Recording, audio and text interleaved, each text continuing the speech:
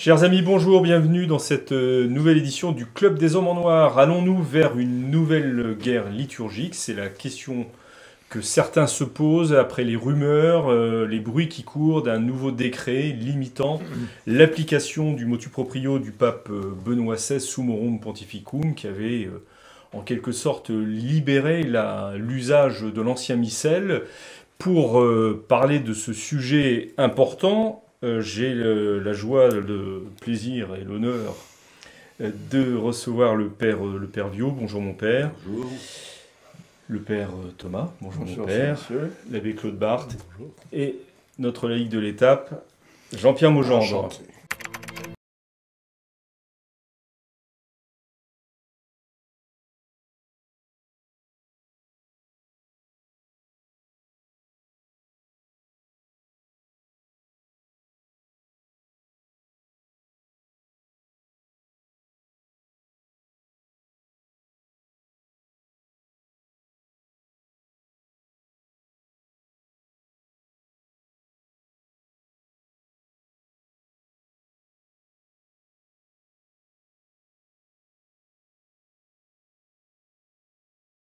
Alors, peut-être que, comme on en a l'habitude dans cette émission, un petit rappel pour lancer la discussion sur ce qu'est exactement Summorum Pontificum, le motu proprio Summorum Pontificum.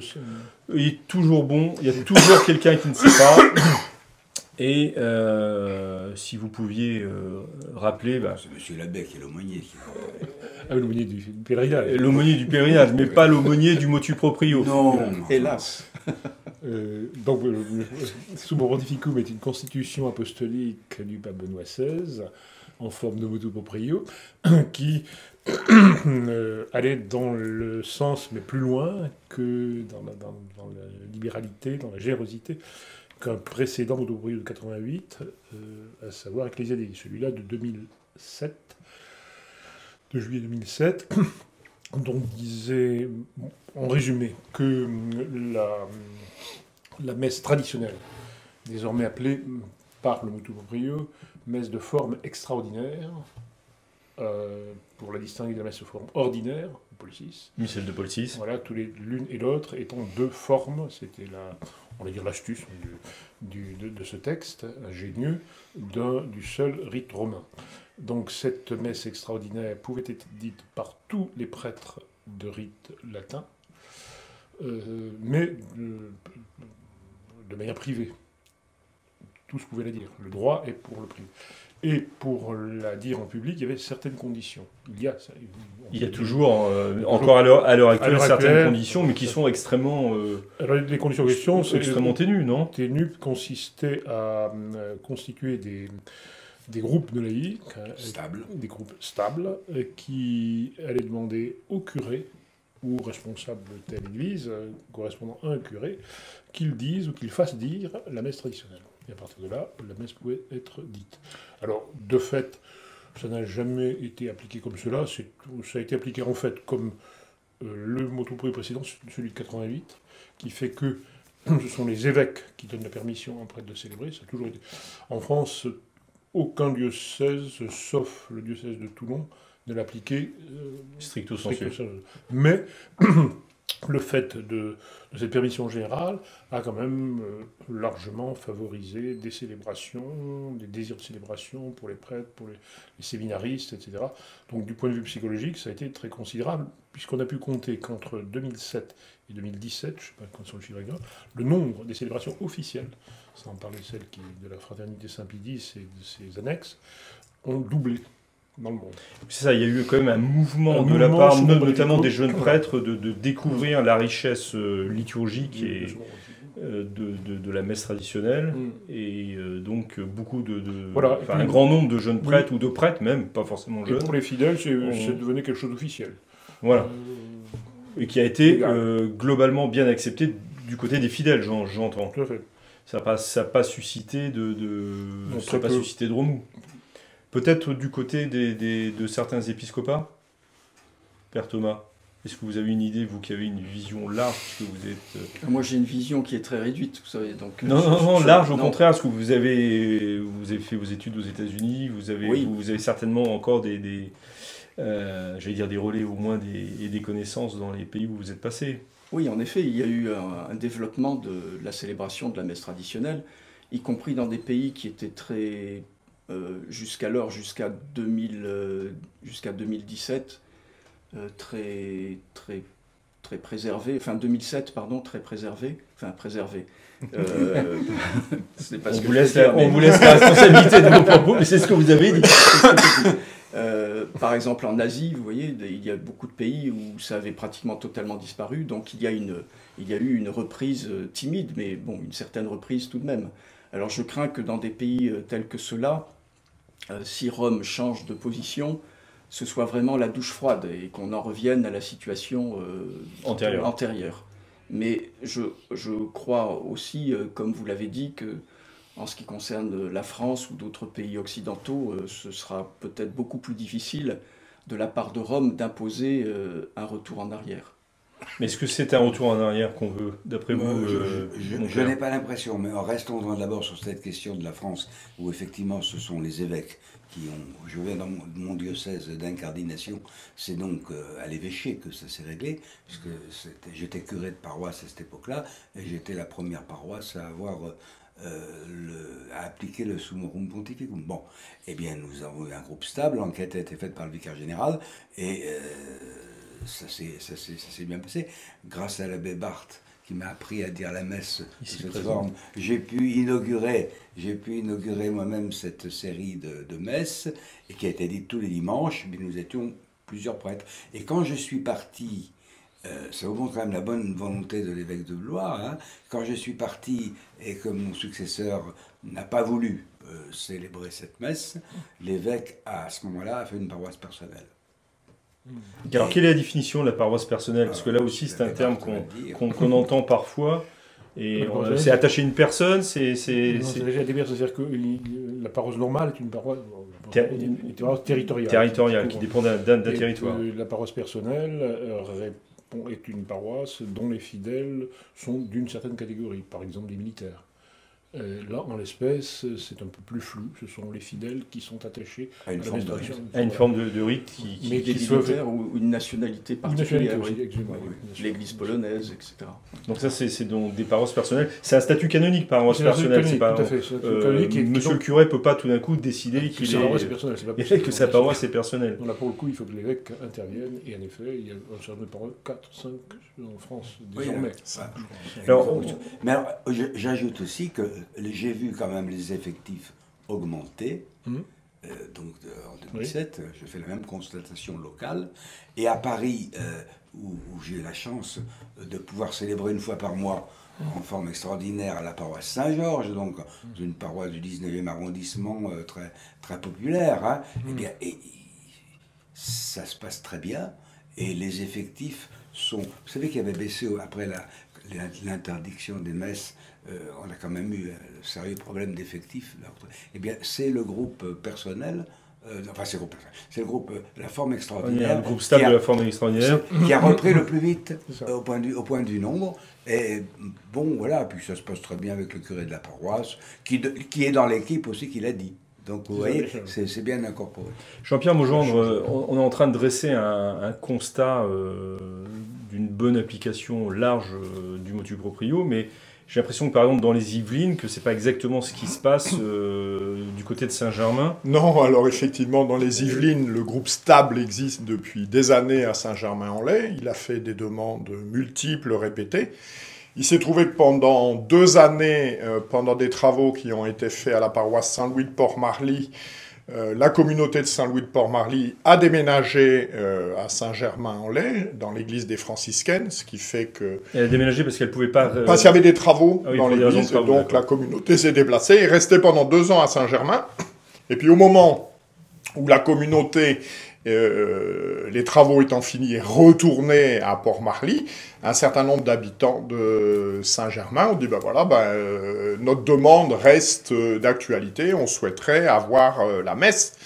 En voyant que l'église qui était utilisée, l'église des franciscaines, en fait, a été confiée à des Ukrainiens, qui sont très peu nombreux, qui ont une célébration de temps en temps, et puis que de toute façon, il y a une autre église disponible à Saint-Germain, qui est l'église de l'hôpital, l'église Saint-Louis. Donc, l'ancien hôpital. Donc la demande a été faite à Monseigneur Aumônier, à l'époque, bon, qui a... à l'époque, parce que l'évêque vient de changer. Voilà. Donc Monseigneur Aumônier a été remplacé par Monseigneur Crépy. Bon, Monseigneur Aumônier a dit qu'il n'en était pas question. Et Monseigneur Crépy, il est en train d'arriver, il y a une prise de contact. Enfin, la réalité aujourd'hui est celle-là. Tous les dimanches, devant l'église fermée de l'hôpital, donc l'église Saint-Louis de Saint-Germain, il y a entre 40 et 80 personnes qui assistent à la messe dehors. La dernière, dimanche dernier, oui. Oui, dimanche dernier, il y avait beaucoup de monde. Oui, oui. On avait de la chance parce qu'il faisait beau. Donc vous y étiez. Donc j'y étais. Et ce qui est frappant, vous voyez, c'est que, et à mon avis, c'est, je pense, une erreur un peu, peut-être psychologique des autorités romaines si elles se mettaient à resserrer les boulons, c'est que les gens qui sont là, c'est des braves gens, ce sont en majorité des familles avec leurs enfants, et si on les interrogeait, pour 90 ou 95% d'entre elles, elles vous diraient, puisque j'en connais quand même, voilà, moi j'ai été élevé, je suis allé à la messe dans ma paroisse, la forme ordinaire, comme on dit aujourd'hui, je sais ce que c'est, eh bien j'ai fait le choix volontaire de la forme extraordinaire, de la messe traditionnelle. D'abord j'en ai le droit devant le droit de l'Église, j'en ai le droit par rapport à la tradition de l'Église, et je suis plus que contrarié de l'ostracisme qui est mené vis-à-vis de cette célébration de la messe, alors qu'à côté de cela, tout est autorisé. C'est-à-dire, autant je pense que la réforme liturgique en 69-70, elle a été suivie majoritairement parce que tout le monde obéissait à tout le monde. Le laïc obéissait au curé, le curé obéissait à l'évêque, et l'évêque obéissait au pape. Voilà. Et le pape, comme c'était un de ses souhaits, il a imposé d'une certaine manière cette réforme liturgique. Obéissait à Dieu. Je pense qu'aujourd'hui, les laïcs, que je connais mieux que les prêtres, cette époque est finie. C'est-à-dire, j'obéis aveuglément. Vous êtes en train de nous annoncer que s'il y a une restriction, comme on va essayer d'en parler, il risque d'y avoir des réactions. Ces gens-là, ils pourraient aller à la messe à Port-Marly ou ailleurs. Ils font le choix d'aller à la messe dehors, devant un lieu de culte qui leur est fermé sur décision de l'évêque. Parce que l'église, elle est là, elle n'est pas utilisée. On est devant une église vide. Je la connais. Oui, c'est l'église de l'hôpital. On va pas rentrer, on va pas rentrer dans le cas précis de Saint-Germain. C'était une illustration. C'est un exemple. C'était une illustration assez intéressante. Maintenant, j'aimerais savoir pourquoi Rome et pourquoi le pape François pourrait prendre. C'est lui, je crois, qui a annoncé qu'il y aurait dans la conférence d'Italie. Non, s'il vous plaît, je voudrais pas qu'on rentre dans le cas de Versailles. Non, c'est pas dans le cas de Versailles et de Saint-Germain. Non, mais ça introduit directement ce que vous allez dire, parce qu'il ne faudrait pas croire qu'en 68, on obéissait au doigt et à l'œil comme ça dans la hiérarchie. C'est l'époque de la grande désobéissance. Oui, bien sûr, mais c'est pas directement le sujet, là, pour le coup. Oui, non, mais parce que vous allez faire une transition sur aujourd'hui qui ne sera pas la bonne à ce moment-là. Mais ma transition, elle est toute trouvée, c'est que j'aimerais savoir pourquoi, d'où vient cette raison, ce projet, plus exactement que raison, d'un décret restreignant, merci, l'application de ce nom pontificum. Oui. Allez-y, monsieur. Allez. Vous voulez prendre la parole? Non, je sais pas, vous me regardez. Ce que je veux dire. Vous avez parlé de rumeur, c'est pas une rumeur, hein, c'est une réalité. Le décret, le texte existe. Il y a pas mais vous l'avez, le texte? Bien sûr que non, je sais qu'il existe. Je peux vous dire comment on le sait. Mais les sources sont fiables et se recoupent. Ce qui n'est pas sûr, bien sûr, c'est quand va-t-il sortir? Où sortira-t-il? Parce qu'il y a toujours des possibilités de repousser ces choses-là, surtout dans l'état actuel. Alors, le décret lui-même, si vous voulez, ou les raisons. Les raisons, peut-être d'abord. Les raisons, à savoir, et ensuite ce que stipule le décret. Depuis que le pape François a remplacé le pape Benoît, il y a une pression autour de lui, en Italie surtout, et dans la curie, pour justement abroger, ou en tout cas réduire au maximum son pontificum. Par exemple, les professeurs de Saint-Anselme, et notamment et surtout le professeur Grillo, a mené une campagne avec énormément de force pour que ce ne soit plus que la messe traditionnelle ne soit plus un droit. Ce qu'on appelle les bouliniens ont rouge. Ce que vous appelez les bouniniens. Les bouniniens, c'est-à-dire les partisans fidèles, on pourrait presque dire féroces, de la messe. Les intégristes de Paul VI, c'est cela. Et donc, de Bounigny. Bounigny a été le fabricateur de la messe en question. Donc, cela, qui a quand même ses entrées, et plus que ça, à Santa Marta, plus les gens de la curie, notamment, et peut-être surtout actuellement, le pape cardinal Parolin, d'autres encore. Donc, secrétaire d'État. Et puis les évêques italiens, qui sont exaspérés, donc qui sont en majorité anti-summum pontificum, actuellement, et qui sont exaspérés, qu'ils disent au pape chaque fois qu'ils le voient, qui sont exaspérés de ce que un certain nombre de prêtres diocésains, Ecclesia Dei, Fraternitas Sancti, Synerfiche, les prêtres diocésains leur demandent ou veulent célébrer la messe de Saint-Pie. Et ils s'aperçoivent, en outre, et ça les préoccupe beaucoup, comme ils disent, que dans les séminaires, les prêtres, des séminaristes, et cette tendance-là aussi traditionnelle. Tout ça réagit sur le pape, qui lui-même se moque un peu de ces questions liturgiques, mais qui quand même voit la question doctrinale générale, à savoir la messe de Saint-Pie, c'est la messe d'avant, c'est la messe d'avant le concile, c'est la messe de 30, et la messe nouvelle, c'est la messe du concile. Pour lui, il l'a dit à plusieurs reprises, cette question de l'attachement à la messe traditionnelle, c'est pas important, c'est une mode qui va passer. Il ne comprend pas bien l'affaire. Hein. Ça regarde les Saint-Pédistes, que j'aime bien, voilà. Mais quand même, ça l'agace de voir des Italiens et portant soutane. C'est les prêtres rigides dont il a dénoncé récemment. Pourquoi cette opposition de fond à la messe traditionnelle, Père Thomas, d'après vous? Oui, il me semble qu'il faut regarder, là encore, comme pour d'autres domaines, la personnalité du pape actuel. C'est la première fois que nous avons un pape qui n'a jamais célébré la messe traditionnelle. Benoît XVI a été ordonné avec le rite traditionnel, bien évidemment, et le pape actuel est totalement étranger à cette réalité. Oui. Et à plus forte raison, dans la Compagnie de Jésus, telle qu'il a pu la connaître dans les années 1970, où c'était vraiment une révolution liturgique. Donc il est indifférent. Il ne connaît pas vraiment, je crois, le ressort du problème. Et comme il est entouré essentiellement par des personnes qui, alors elles, sont sans doute plus instruites dans le domaine et plus hostiles, il suit le mouvement. Mais on voit bien qu'il n'y a pas une hostilité de fond en ce qui regarde le rite, puisqu'à ce moment-là, il pourrait très bien taper très fort sur la fraternité Saint-Pédis. De sa part, mais de la part de tous ceux cités par l'abbé Barthes... Oui, mais c'est tout de même lui qui mène le bateau. On ne peut pas dire qu'il manque... d'exercice du pouvoir, le pape actuel. C'est lui qui décide. Donc voilà, s'il voulait, il pouvait très bien prendre une direction inverse. Mais on voit bien que dans le pontificat, il y a une succession d'étapes qui ne sont pas là par hasard. Il a commencé par régler leurs comptes à certaines communautés qui avaient le rite traditionnel, même si à l'origine elles ne l'avaient pas totalement, comme les franciscains de l'Immaculée. Et puis, il y a eu le lancement de cette enquête l'an dernier, donc ça va très vite. Hein. Alors l'enquête internationale sur justement l'application du motu proprio dans tous les diocèses du monde. Donc, le résultat de cette enquête est arrivé jusqu'à Rome. Et puis, il y a eu aussi la décision qui a été prise, alors ce n'est pas directement envers la messe traditionnelle, mais ça en fait partie aussi des messes privées à Saint-Pierre de Rome. Et puis, il y a eu cette rencontre avec le cardinal Aziz, le Brésilien, des instituts consacrés. Voilà. Le pape a dit, comme les Italiens, oui, je suis préoccupé. Préoccupé, mais il n'était pas d'abord préoccupé sur l'application du rite. Il était préoccupé sur un problème plus général qui est un refrain chez lui, qui est la rigidité. Donc il a peur qu'il y ait une rigidité, notamment en ce qui concerne la formation dans les séminaires. Voilà, donc on voit qu'il y a tout un ensemble. Et puis, ne pas oublier, pardonnez-moi, la suppression d'Ecclesia Dei. La suppression d'Ecclesia Dei, bien sûr. Donc de la commission Ecclesia Dei qui était chargée de la réglementation, à la fois de l'exercice du culte, et deux, des instituts ecclésiastiques.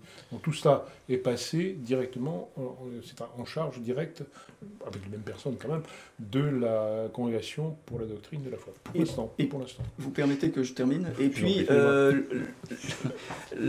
la dernière étape, enfin la plus récente, qui est la nomination du nouveau préfet pour le culte divin. Donc qui lui est en effet un buninien et qui avait, lorsqu'il était secrétaire général de l'épiscopat en Grande-Bretagne, qui avait bien formaté les évêques anglais pour leur faire comprendre que la messe traditionnelle n'avait pas sa place. Il me semble qu'il y a une question qui n'est pas du tout abordée là en tant que laïque, le point de vue des laïcs. Quand la réforme liturgique a été imposée, il y a eu quelques résistances, mais pas énormément. Il y en a eu un peu, des prêtres, des laïcs, etc. Et puis, à l'époque, on a expliqué, de toute façon, ça va disparaître, c'est que des vieux. Bon, donc quand ils seront morts, le problème sera réglé. Et puis, quelques esthètes qui sont intéressés au latin, à l'encens et tout. Vous inquiétez pas, tout ça, ça va disparaître. Ça n'a pas disparu, au contraire, ça a cru. Et 20 ans plus tard, on nous explique, c'est ce que nous disait monsieur l'abbé Bar. Non, on est obligé de constater qu'il y a beaucoup de jeunes. Mais alors là, c'est une mode, vous savez, la mode, c'est ce qui se démode, tout ça, ça va disparaître. Donc je pense qu'il y a déjà un fait que l'on peut observer, c'est qu'il y a un décalage entre ce qu'un certain nombre de hiérarques ecclésiastiques imaginent et la réalité. Tout à l'heure, vous avez posé une question sur la perception des laïcs. Toutes les enquêtes menées par Oremus, Péliturgique, etc., montrent dans le monde entier que partout, les catholiques interrogés, entre 30 et 40%, iraient à la messe traditionnelle si elle était célébrée dans leur paroisse. Bon. Et à côté de ça, de manière très paradoxale, voyez, le cardinal Gretsch, là, qui est le responsable du synode sur la synodalité qui va se dérouler dans les années à venir, un des thèmes de ce synode, c'est la participation plus large du peuple de Dieu à un processus de décision. Tout ça n'est pas très cohérent, on marche sur la tête. Le peuple de Dieu, il ne demande pas qu'on jette l'exclusif sur la messe traditionnelle. C'est un constat. Donc vous êtes en train de dire, en fait, derrière cette formulation sur le processus de décision du peuple de Dieu, c'est une visée idéologique, en fait. Ben oui, c'est le... Père Viau. Oui, il y a certainement un décret qui est, je ne vais pas dire le contraire, qui est préparé. Mais vous savez, vous connaissez mieux les nuances que moi. On dit qu'il y a un décret qui est préparé et puis il n'est pas encore sorti. Il y a un certain temps intermédiaire qui permet de voir les loups sortir du bois. C'est de la bonne politique, hein, c'est bon. Alors, déjà, nous savons qu'évidemment, dans cette enquête internationale, les Italiens sont unanimement contre la messe traditionnelle. Chez les Français, il y a une partie qui a fuité, nous en avons parlé ici, d'ailleurs. Bon.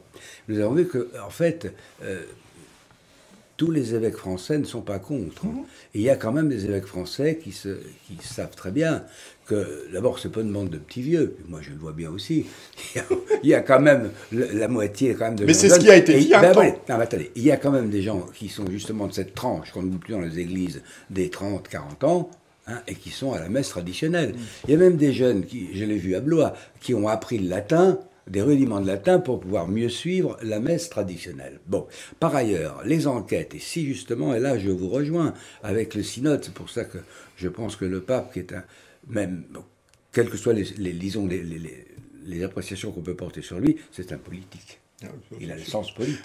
Bon, donc il serait urgent d'attendre justement, puisqu'on veut la consultation du peuple. Bon, on sait très bien, de par toutes les enquêtes qui ont été menées dans les diocèses, que plus on multiplie le nombre de messes, plus on a un nombre de pratiquants. Et donc, le nombre de messes, ça veut dire aussi la messe dans les deux formes. Parce que si on supprime une des formes, on va réduire le nombre de pratiquants. C'est comme quand on réduit, sous prétexte de rassembler des communautés, parce qu'on manque de prêtres, eh bien, on va supprimer des messes. On supprime, on fait baisser le nombre de catholiques pratiquants. Donc, je crois que ce serait une très grosse erreur que de se précipiter, parce qu'il y a aussi un autre argument qui a été lancé, qui est complètement faux. Enfin, en tout cas, moi, je vais dans le sens du concile, et en l'interprétant comme Benoît XVI l'interprétait, non pas comme certains dominicains un peu fous l'ont interprété dans les années 70. Je parlais des dominicains, on peut remarquer. Oui. Non, mais ce qu'on raconte au pape, c'est que ceux qui disent la messe traditionnelle en profitent pour taper sur le Concile Vatican II. Et donc, qu'on se sert des largesses et de la bonté de Rome avec le motu proprio pour démolir un concile œcuménique. Ce qui est faux, bien entendu. En tout cas pour moi et pour les prêtres diocésains qui disent la messe en forme traditionnelle quand on le leur demande.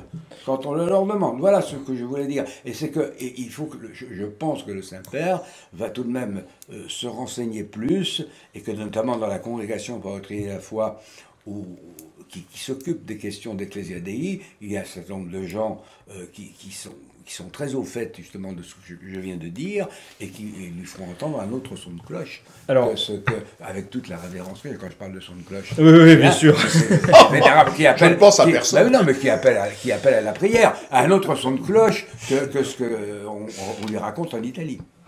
Est-ce qu'on sait déjà, puisque vous avez l'air très au courant, monsieur l'abbé, c'est ce que vous nous avez dit, donc c'est enregistré, c'est dans la boîte. J'ai dit que je savais qu'il existe. Alors qu'est-ce qu'on sait? Qu'est-ce que prévoit ce décret précisément? Comment le sait-on d'abord? C'est important. Alors si vous pouvez révéler vos sources, c'est encore mieux. La source générale, c'est toutes vous disent que le pape a présidé l'ouverture de l'Assemblée italienne des évêques, de la 74e, je crois. Oui, peu importe. Peu importe, via Aurelia, le lundi de Pentecôte. Bien. Quand il a parlé donc devant les journalistes, comme il le fait toujours, puis les journalistes sont sortis, et alors là, il a parlé aux évêques. Et bâton rompu, plus ou moins. Il leur a notamment parlé de ça, il les a rassurés sur le fait que le document était prêt, et qu'il allait sortir. Alors, il a eu quelques moqueries vis-à-vis de ces jeunes prêtres qui veulent dire la messe alors qu'ils ne savent pas parler latin. Il faut qu'ils apprennent le latin pour dire la messe. Il faudrait bien apprendre l'arabe parce que ça les... c'est une langue liturgique, remarquez. Oui, non, ça leur permettrait plus facilement d'accès, de faire de l'apostolat. Bon, peu importe. Voilà. Alors évidemment, comme les assistants étaient quand même assez nombreux, ils ont pu en parler. Et dès le soir, la chose commençait à être connue. Donc la fuite est épiscopale. La fuite, et qui a été confirmée, parce qu'après tout, au moment où l'alerte a été lancée, à savoir par Messa in Latine ou par Liturgique, il fallait quand même être plus sûr du coup. Ça a été confirmé par d'autres sources totalement indépendantes. En fait, ce qui s'est passé, c'est que la chose était quand même tenue très secrète. Certes, on avait ces signes qui montraient qu'il allait se passer quelque chose, qui va peut-être, en effet, que je rejoins le père Biot là-dessus, il n'est pas sorti. Hein, je sais que le pape blague à froid aussi. Hein. Ouais, c'est pas une blague. Je parle à l'histoire de l'arabe. Donc il y a eu il n'a pas parlé d'arabe, il a parlé de portugais et de vietnamien, je crois. Oui, c'est pour ça que ça me... Finissez sur... Une de mes sources, c'était l'arabe. Finissez sur les sources, j'aimerais bien qu'on aille au fond du décret. En tout cas, le décret, oui. Alors j'ajoute donc que ça a été discuté dans ce qu'on appelle des réunions interdicastères, c'est-à-dire entre chefs de dicastère, préfets concernés par l'affaire. Bien, voilà. Et c'est là a été établi le texte, avec des... Au début, là, c'est pas la rumeur, là, mais enfin bon, au début, il était très sévère, c'est-à-dire que... Le texte, oui. Il ne permettait plus la célébration de Saint-Pie V qu'à des spécialistes. Les instituts ecclésiastiques, et bien entendu, enfin des spécialistes mais qui est hors sujet, si je puis dire. Qui est hors sujet, mais qui est quand même dans la tête et qui est dans leur, de tout le monde.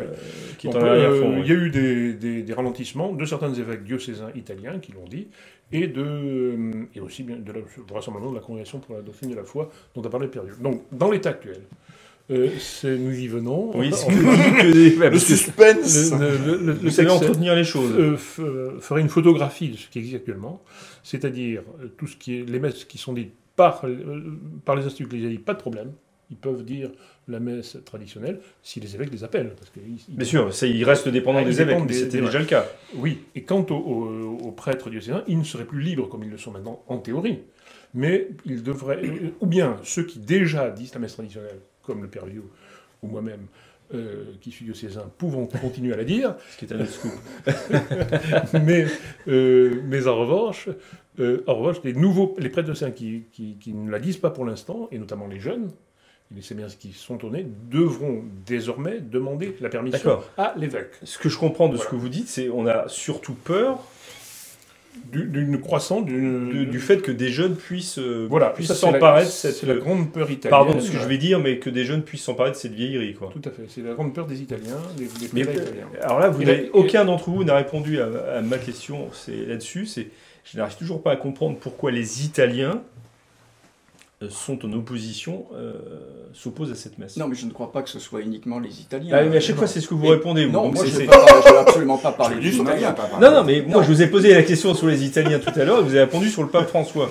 Oui, parce que ça me semble plus important que pour vous, c'est le pape, c'est pas la conférence épiscopale italienne. Oui, c'est pas telle ou telle conférence épiscopale. Là, on parle Monsieur l'abbé parle de la conférence épiscopale italienne, parce qu'il y a une fuite, étant donné qu'en effet, le pape est à la tête de la conférence épiscopale italienne. On dit aussi que ce sont les évêques italiens qui auraient demandé... Pas uniquement, mais principalement, parce que ce sont ceux qui... C'est vraiment un problème qui, à Rome, je vous l'assure, c'est un problème qui inquiète beaucoup. Mais pourquoi? C'est ce que disent les Romains. Parce qu'ils ne sont pas français. La France mais la messe de Saint Pie V, elle n'est pas faite pour les Français. Certes, mais le phénomène Saint Pie V en France est vieux, il date de la Révolution liturgique. Et donc, on sait ce que c'est. Et les évêques français sont opposés, comme ils l'ont montré dans les réponses à l'enquête qui leur a été demandée. Ils sont opposés de cette manière-là. À l'Italie, ils le sont plus encore, et d'une autre manière, parce que c'est quelque chose qui leur échappe. Ils ne connaissaient pas ce phénomène. C'est juste pour une question de contrôle des effectifs ou pour une question de fond? Ah ben, l'une et l'autre, bien entendu. C'est ce que je voulais vous entendre dire.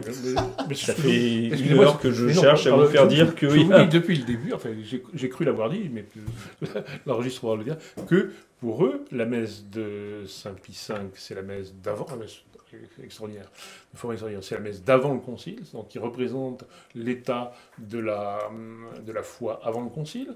La messe du concile, c'est la messe nouvelle qui représente l'état de la foi, c'est l'ex orandi, l'ex credendi. Contrairement à donc on est encore dans cette guerre d'interprétation ou d'opposition au concile ou de survalorisation du concile. Mais cela montre simplement que la messe n'est pas neutre et que c'est à partir d'elle que toutes les autres questions qui peuvent se poser sur le Concile Vatican II vont découler, oui, parce que c'est vraiment l'essentiel. Et nécessairement, si on est attaché à la messe traditionnelle, on a un certain nombre de questions, au moins, sans remettre peut-être totalement en cause... Oui, c'est ce que disait le Père Biot, justement. Voilà. Mais on a nécessairement un certain nombre de questions, c'est impossible autrement. Mais sans remettre en cause tout le Concile Vatican II. Alors c'est variable selon les personnes. C'est variable selon les personnes. Je ne ferai pas de sondage. Il y a des citations de la Sainte Écriture qui sont excellentes dans le Concile Vatican II. Bien entendu, oui, absolument. Il y a des citations de Pie XII aussi, on peut aller très peu. Je crois qu'en tant que laïc aussi, le laïc de base, il se moque du Concile. Ce qui l'intéresse...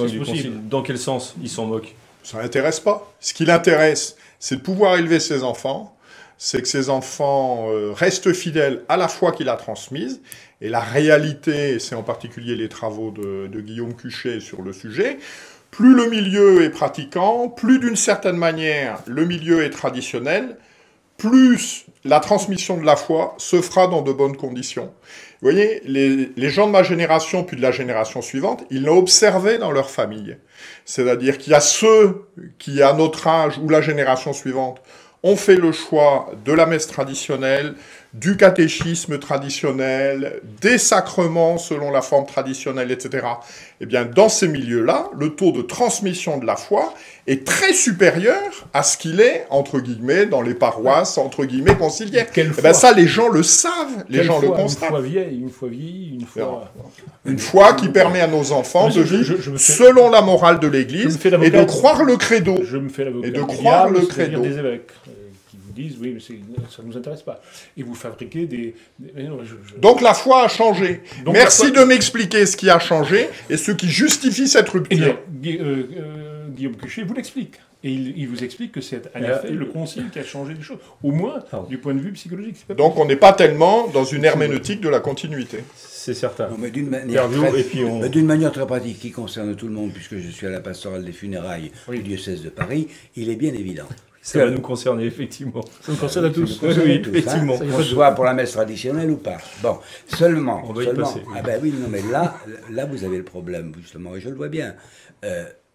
Selon que vous croyez à la dimension sacrificielle de la messe, ou que vous ne croyez pas, vous allez avoir une différence fondamentale dans la manière d'aborder la cérémonie des funérailles. Or, je vois bien que j'ai toute liberté, et j'en remercie mon archevêque et le vicaire épiscopal pour expliquer aux familles la différence qu'il y a entre une bénédiction et une messe, et je vois augmenter le nombre de messes. C'est pour ça que dans la traduction de la messe en forme ordinaire, j'ai été extrêmement critique vis-à-vis de ce que certains proposaient.